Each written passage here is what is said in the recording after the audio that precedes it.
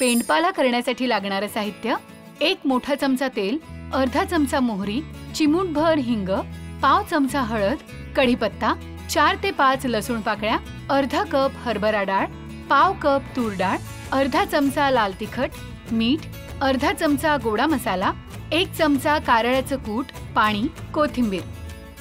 तेल गरम करत यात मोहरी, जिरं, हिंग, हळद, कढीपत्ता आणि लसूण घालायचा आणि परतून घेत यात चणा डाळ, तूर डाळ, तिखट, मीठ, गोडा मसाला, कारळ्याचा कूट आणि पाणी घालत हा पेंडपाळा शिजवून घ्यायचा व आवडीप्रमाणे कोथिंबीर घालायची. झाला आपला पेंडपाला तयार. खूप छान आणि नावही खूप छान आहे. तर काय तुम्हाला वाटतं की पेंडपाला असं का म्हणत असतील त्या पदार्थाला? कारण पूर्वी कसं असायचं, खूप लोक घरामध्ये असायचे, मग एवढ्या लोकांना काय भाजी करायची, कधी कधी भाजी नसायची घरात. अच्छा. पटकन काय करायचं तर पेंडपाला करायचा. म्हणजे आपल्या पूर्वजांनी ही सगळी सोय करून ठेवलेली. येस काकू. आणि आपण काय करतो ना, परंपरा आहे, आपल्या पारंपरिक पदार्थ परंपरा जपल्या पाहिजे. प्रत्येक भागाची सुरुवात आपण उखाणा घेऊन करतो, त्या उखाण्यामध्ये त्या पदार्थाचं नाव आलं पाहिजे, म्हणजे पेंडपाला हा शब्द आला पाहिजे. बर बर. तुम्ही काय म्हणाल? मी म्हणेन अंगणात पडतो पाला पाचोळा आणि मधुराच्या किचन मध्ये करते मी आज पेंडपाला. क्या बात आहे. खूप छान. तर सुरू करूयात रेसिपी. सगळ्यात आधी काय करूयात? घरात सगळं असणारं साहित्य अगदी हाताखालचंच आहे. म्हणजे पहिल्यांदा आपण आता फोडणी करायची आणि कुकर मध्ये करायची आणि फार शिजवायचा नाही. थोडीशी अशी डाळ राहिली पाहिजे. बोटचेपी डाळ राहिली पाहिजे. मग आता आपण तेल गरम करायला ठेवूया. मग आपण मोहरी घालूया याच्यामध्ये. तेल गरम झालं की मस्त मोहरी, मोहरी, हिंग. मोहरी तडतडली, जिरं टाकायचं. मोहरी मस्त तडतडलेली आहे. जिरं, हिंग, हळद, कढीपत्त्याची पानं 4-5 आणि लसूण. जरा थोडासा लालसर होऊ द्यायचा तो लसूण, म्हणजे त्याचा जो स्वाद असतो ना तो त्या पेंडपाल्याला छान उतरतो. फोडणी बसलेली आहे, खूप छान सुवास येतोय. आणि मला अगदी आपण रोजच्या वापरतो तेच पदार्थ आणि त्याच डाळी आहेत, म्हणजे ते डाळ भात, आमटी भात खायचा कंटाळा आला तर हा पेंडपाला. आता चांगला झालेला आहे लसूण. आता आपल्याला त्याच्यामध्ये दोन्ही डाळी घालायच्या.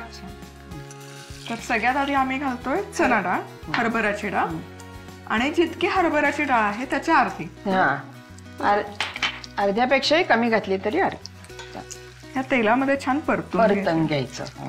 याच्यामध्ये आता आपण तिखट, मीठ चवीप्रमाणे, जसं ज्यांना तिखट कमी जास्त लागेल तसं, थोडासा गोडा मसाला नेहमी आपल्या जनरली महाराष्ट्रीयन लोकांमध्ये असतो.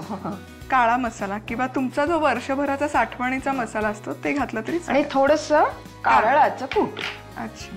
म्हणजे खुरसणी पण त्याला म्हटलं जातं. ते त्याचं फक्त ठेचून घेतल्यात किंवा कूट करून घेतल्यात. आणि मला असं वाटतं की सोलापूर जिल्ह्यामध्ये बऱ्यापैकी कारळाचा वापर केला जातो. आता पाणी घालूया. अच्छा.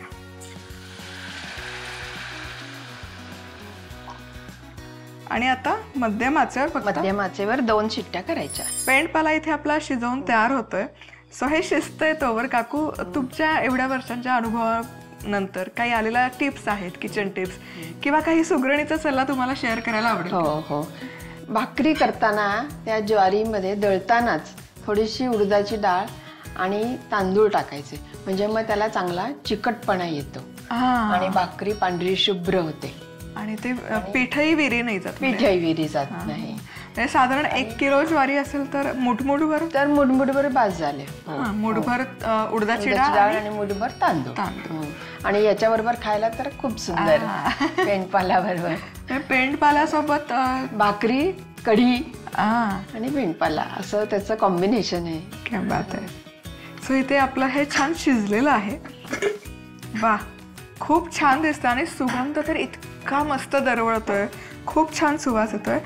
आणि येस, हे तयार आहे काकू? तयार आहे एकदम खायला.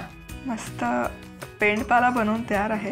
याच्यावर आता थोडी कोथिंबीर घालूया. क्या बात. आणि काकूंनी आता सांगितलं ज्वारीची भाकरी आणि कढी सोबत हा अफलातून लागतो एकदम.